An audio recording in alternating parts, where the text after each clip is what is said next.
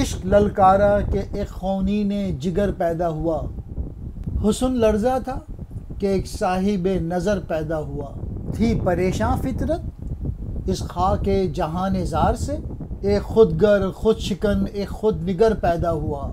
آسمانوں سے خبر پہنچی ازل کے صحن میں، دیکھنا پردہ نشینوں پردہ در پیدا ہوا۔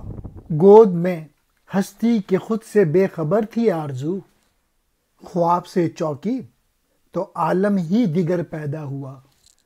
زندگی بولی تڑپتے عمر گزری خاک میں، تب کہیں اس گنبد دیری میں در پیدا ہوا۔ علامہ اقبال نے اس نظم میں انسان کی پیدائش کا مقصد واضح کیا ہے۔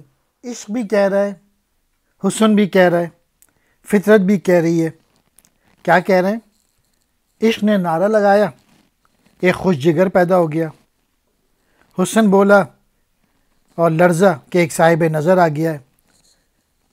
فطرت پریشان ہوئی، گھبرائی، اور فطرت نے کیا کہا کہ خود کو بنانے والا، خود کو توڑنے والا، خود کو جاننے والا پیدا ہو گیا ہے۔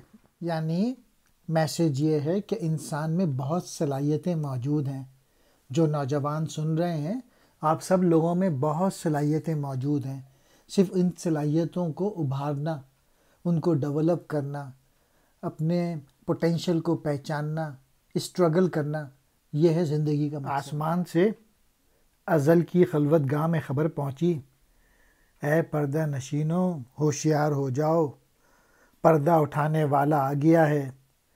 آرزو زندگی کے آغوش میں اپنی سدھ بدھ بھولی ہوئی تھی، اس نے آنکھ کھولی اور ایک اور ہی عالم پیدا ہو گیا ہے، وجود میں آ گیا ہے۔ اور آخری شعر میں یہ ہے کہ زندگی نے کہا کہ میں تمام عمر خاک میں تڑپتی رہی، تب کہیں جا کے اس پرانے گنبد سے ایک دروازہ کھلا، راستہ پیدا ہوا۔ زندگی مختلف شکلوں میں پہلے بھی تھی، لیکن آدم نے اسے شعوری طور پہ ظہور کیا، یعنی زندگی کو پہلی بار شعور ملا۔ میلاد آدمی، آدمی کی پیدائش کا حسن۔ خونین جگر، جگر لہو کرنے والا ایک شخص۔ صاحب نظر، نظر رکھنے والا ایک شخص، حقیقت شناس، حسن حقیقی کو دیکھنے کی صلاحیت اور سکت رکھنے والا۔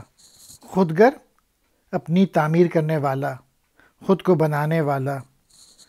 خود شکن، خود کو مسمار کرنے والا۔